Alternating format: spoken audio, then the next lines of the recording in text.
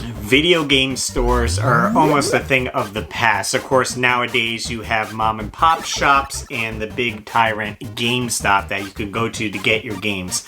But back in the 90s, there were a few chains that have since now closed down. So on this week's Top 3 Tuesday, we're going to break down my top 3 video game stores that no longer exist.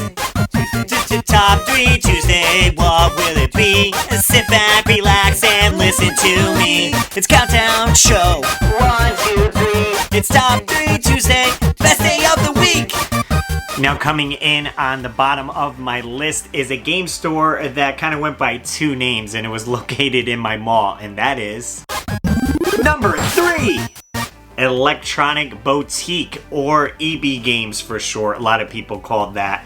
Now, I didn't frequent EB Games that much, but I do remember going there and it being very similar to the other game stores. Of course, they had Nintendo games, Super Nintendo, Sega Genesis, and even Atari. When I was going to game stores, Atari was slowly fading out or so. Oh, looks like I got a message here. Michael B. the Game Genie. Gonna have to change the name to exist in the US, Russ. I went to EB yesterday, brother. Oh. Well, whoops. Also, engineer Mike said, EB still exists in my city, and he's hailing from British Columbia. So I guess EB Games is technically still around, just not here in the US. But one game store that I know is closed and I used to frequent a lot is my number 2. Number 2! And that's KB Toys. Now, not only a game store, but it also had toys as well, so you could think of it similar to like a Toys R Us, but their game section was pretty awesome. I actually remember going there and seeing Sega CD games. I didn't get to see them too much at the other store, so I thought that was pretty unique that they had some Sega CD games. But of course they had other games there as well. Nintendo, Game Boy, Game Gear. The handhelds were real big growing up. This way you can take your Nintendo experience or Sega experience on the road. So I remember seeing a lot of those games and some stuff in the bargain bins. But you had to pick what you could find, because sometimes you go to these game stores and you're using birthday money, Christmas money, because we're young kids and didn't have jobs, so we weren't getting checks and extra income coming in. So when we bought a game, it had to last for a while. So when we visited these game stores, you had to make sure you pick the best game you can get. And just by looking the back of the cover, you couldn't really check out the game at KB Toys and see if it was something you would like. Well, let's see what else you guys had to say on Twitter. Aldo says, I would frequent the Babbage's at a local mall, Danbury, Connecticut, and I would love looking at the wall of TVs they had at the entrance, which played commercials and gameplay footage of new and upcoming games. This was pre-internet era, so this was how I was able to see the footage. Yeah, some people don't remember that. Like, the only way you'd be able to see games were coming out were on magazine ads, essentially, or if they paid for a TV spot, or going to these game stores and having them play promotional videos. 8-Bit Glitch said, not specifically a game store, but I miss media play. I would spend hours in there looking at games, DVDs, VHS, books, CDs, and all other formats of media. Closed 2006. And the Deviant also says, Babbage's GameStop was great in the 80s. I'd get Commodore 64 games there. My dad would get productivity software, a far cry from what it is now. We would also go to Electronics Boutique and Software Etc. a bunch, because the latter had a lot of value releases. Yeah, so Babbage's was another big game store around, and it eventually got absorbed by the tyrant GameStop, so they bought them up. Alex Kaz says, I miss a Funcoland to try out games before buying them. EB Games was also great. I remember the Waterbury Mall has EB Games and GameStop, and I always preferred EB. Yeah, I guess maybe similar to EB Games would be FYE kind of dived into the games a little bit. They did like a section in their store with some retro stuff too, and that maybe lasted a few years. I'd say probably 2016 maybe they started that and tried to get into the retro market. So if you guys have FYE stores, I don't know if they did it nationwide, but speaking of game stores like in malls and stuff. Well, before I get to my number 1, I had a few people that wanted to get in on this discussion, so let's hear what they had to say. What's up guys, Sean from the Nerd Lair here. Video game stores that no longer exist that I love. Well, there's a ton, but one specifically that I can recall having really good memories at, finding amazing games, was Game Crazy. It was owned by a video rental store called Hollywood Video, and usually the two were connected. One half of the store was the Hollywood Video, and the other half was Game Crazy, which sold video games. And at a time where GameStop was kind of the top dog in the video game retail market, Game Crazy to me was a swan song because they not only sold new games, but they also sold retro games. Now, people can argue that GameStop still sells retro games, and I've heard that, but I've never been to a GameStop location that has sold retro games, and if they do, I don't know where they are. Where are they? Every time I went into a Game Crazy location back in the day, the person that was working there was always just super cool, really nice, not trying to sell me shit that I didn't need, like a monthly digital magazine subscription. I wasn't a number to the store clerk working there. I was someone who liked video games, and he also, or she, liked video games. So I had a lot of really good conversations about new games, old games, with whoever was working at a Game Crazy. And they would actually give you fair prices for your trade-ins, whereas if you go to GameStop, you know, it's a meme now where you give them like, 50 games and they give you like $4. They actually knew what was rare, and since they took retro games, if you had something that was highly desired, they would give you, what it was worth, or almost what it was worth. Another cool thing about the Game Crazy, at least the one that I used to go to, which was in Bothell, Washington, where I lived at the time, I ended up being pretty good friends with one of the guys that worked there. His name was also Sean. And every time they would be rotating out promotional items like cardboard standees, posters, whatever, the store clerk would let me know ahead of time, and I would come in and he would just give them to me. GameStop is kind of like the 7-Eleven of video game stores. Even if they have stuff that they're not going to be using, they just throw it out. They won't let anyone have it. I don't know if it was just a West Coast thing or if they had them on the East Coast. Either way, Game Crazy was awesome. I wish it was still a thing. Comment down below if you guys remember Game Crazy. And that's about all the time I have. Thank you, Russ, for having me on. Go sub to Russ's channel, and I will see you guys next time in the Nerd Lair. Yeah, can't say I ever heard of Game Crazy, Sean. Definitely sounds like a good time. Those local mom and pop shops back in the day were great places to find some good games and swap stories, meet some friends, and yeah, just overall support a great business. It actually took quite a while for Belgium to get their dedicated video game stores. So beforehand, you would go over to a toy store which had a dedicated section, and that's pretty much the stuff I really miss. There used to be so much great dedicated sections in old toy stores. The toy stores are still around, but they've lost all their affinity with selling games. That whole section used to be like a whole... It used to be worth the trip over to the toy store. This was usually the section that had all the TVs set up with the consoles. You would have glass cases. The Nintendo ones had the red metal cages. The Sega ones were blue. And, well, obviously, I was a Nintendo kid back in the day, so I would get my fix over there, wait in line to see if the guy would point me out that I could try out a game. I would try out some games, and then obviously, when somebody walked in with their mom, they would get like... They would get the cut into the line because the seller knew, hey, I'm actually going to sell something to this, not to this little kid right here. But yeah, that was so great hanging out at toy stores after school, trying to figure out, hey, which games do I want to put on my birthday list, do I want to put on my Christmas list next?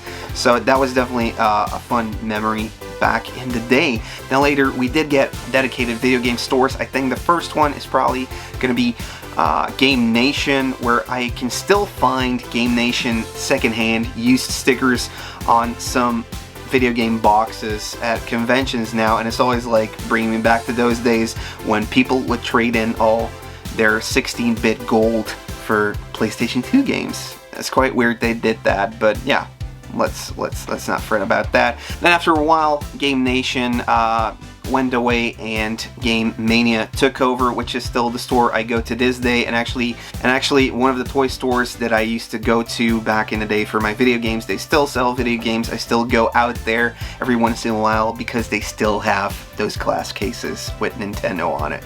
Yeah, Ed being from a different country, it's kind of unique to see how they handled game stores over there. They were just all located as a section inside your toy store, so similar to a Toys R Us or a Child's World or Bradley's Kmart, something like that. You would head it over toys, but hey, let's check out the video games as well. So kind of like a double whammy when you go in there. Am I going to buy toys or am I going to get a video game? You're using that birthday money. Got to spend it wisely.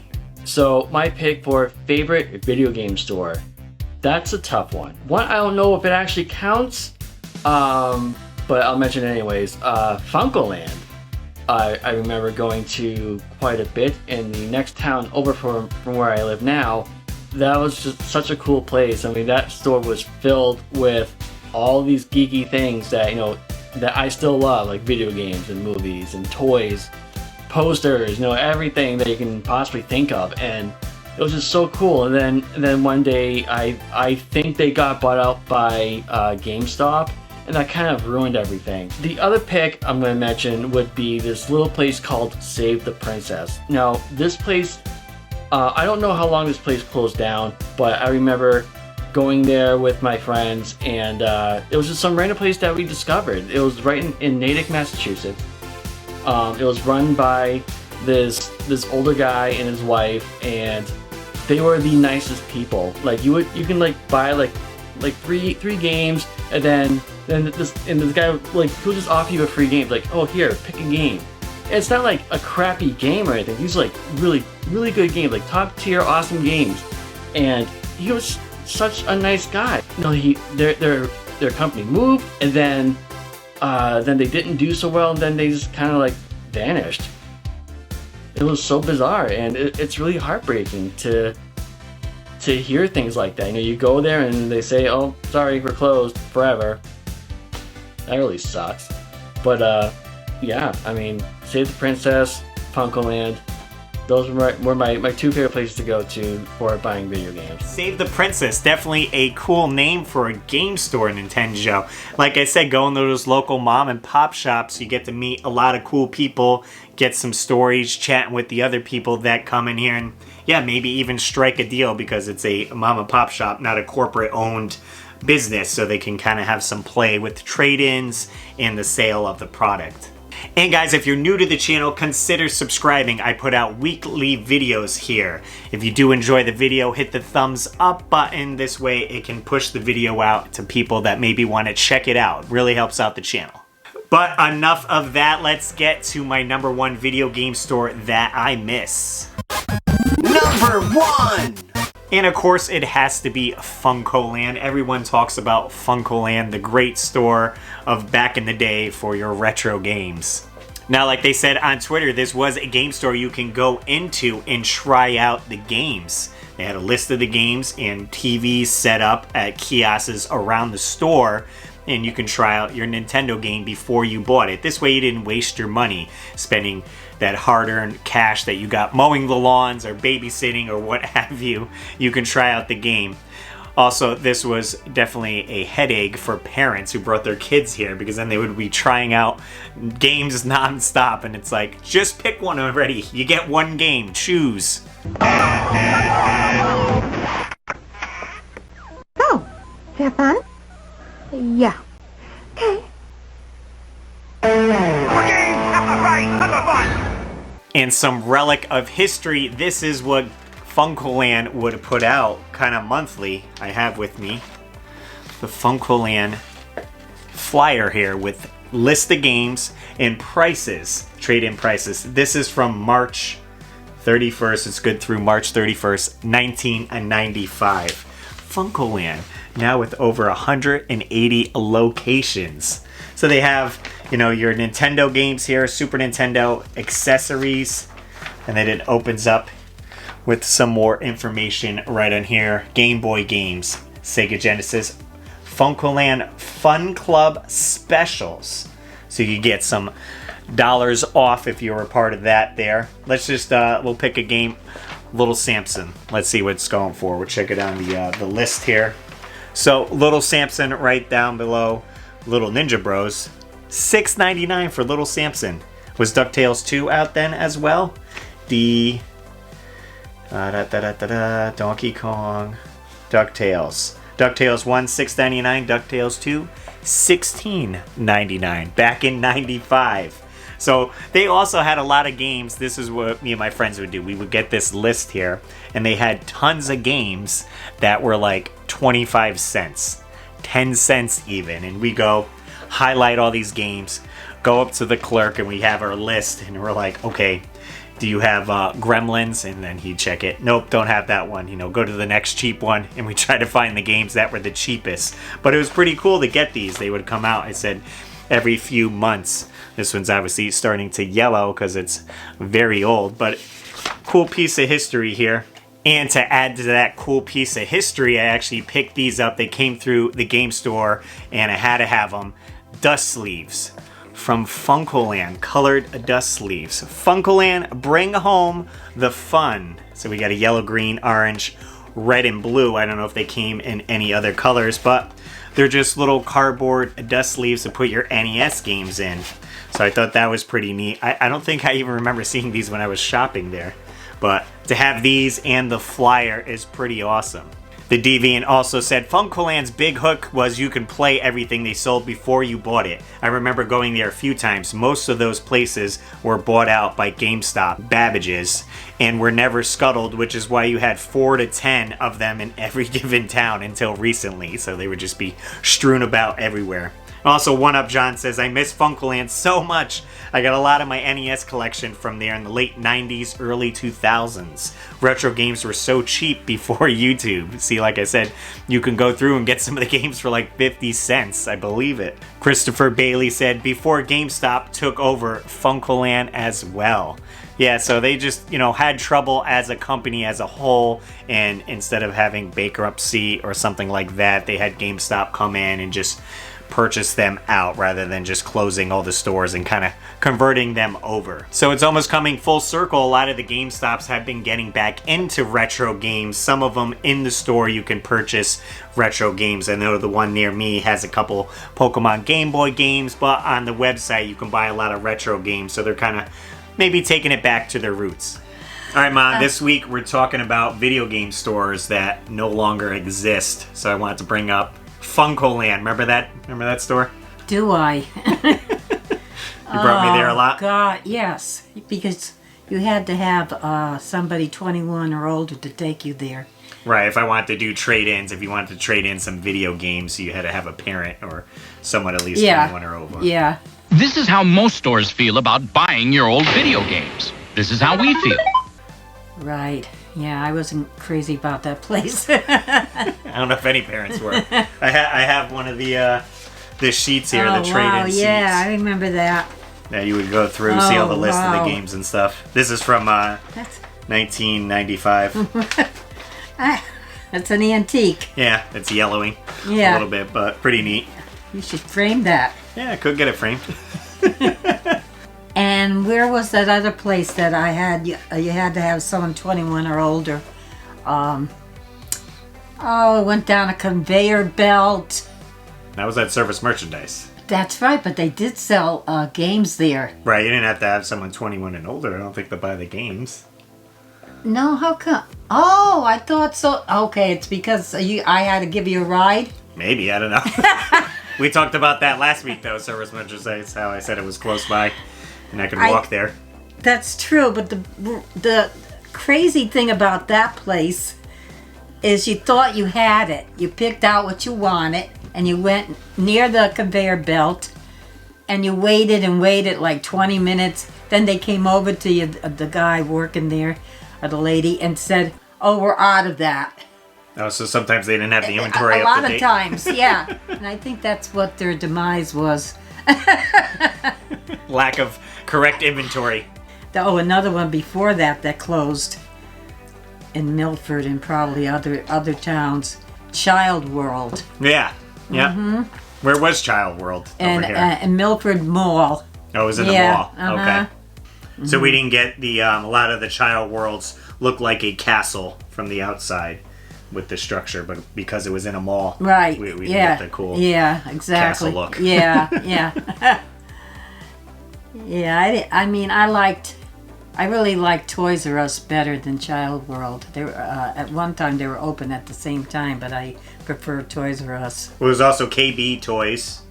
Right, KB Toys, yeah. There was one that was over Yeah. by, Yes. where was it? Applebee's now. Yeah, on the Post Road in Orange, yeah. And there was one in the mall as well. I believe that was just, yeah. I that was didn't a know regular that. KB's. Yeah, I did buy you, I think, some kind of Batmobile or something with Batman at KB one time for either your birthday or Christmas. Oh, okay. But back then, they weren't, they weren't that expensive. The games, I mean. Like, a lot of the games new. I remember from my sister buying them for her kids. Yeah. Well, they were getting Atari games, Yeah, Atari. They were like $5. I think the most expensive one was $10, and this is new. Right. And then, like, when you started getting them, I says, well, how come we had, forget about buying it new. We had to go to Funko Land. Right, to get them a little bit cheaper. I think new Nintendo games probably were about $50 to $60 back then. Yeah, and it was like, I couldn't believe it.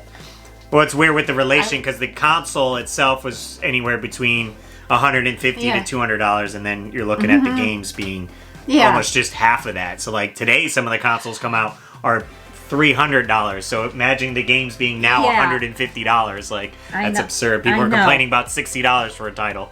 I know. I don't know how some of these parents can afford that. But that's what I said. You would basically get your games with birthday money, Christmas money. So you and get then, a few a year. Of course, you could trade with your friends, I suppose, after you played them for a while and was sick of them. Right.